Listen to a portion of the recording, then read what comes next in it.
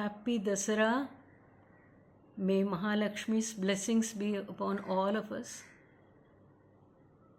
This is in reverence to Mahalakshmi ji.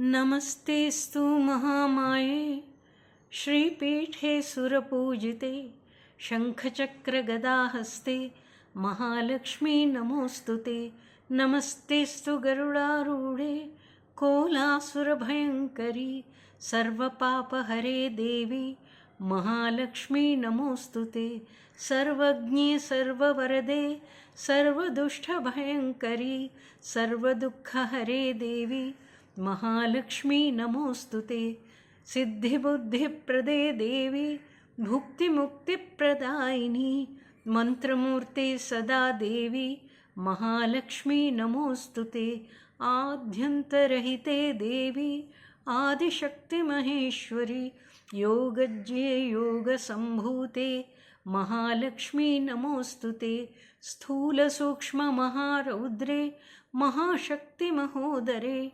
Mahapapa Hare Devi Mahalakshmi Namostute Padmasana Sthite Devi Parabrahma Swarupini Parameshi Jaganmatah Mahalakshmi Namostute Shvetambaradhare Devi Nana Alankara Bhushite Jagasthite Jaganmatah Mahalakshmi Namostute Mahalakshmyashtakam Stotram Yah Patet Bhaktiman Narah Sarvasiddhimavapnoti Rajyam Prapnoti Sarvada Ekakale Pathe Nityam Mahapapa Vinasanam Dvikalam Yah Pathe Nityam Dhanadhanya Samanvitah Trikalam Yah Pathe Nityam Mahashatru Vinasanam Mahalakshmi Bhave Nityam Prasanna Varada Shubha.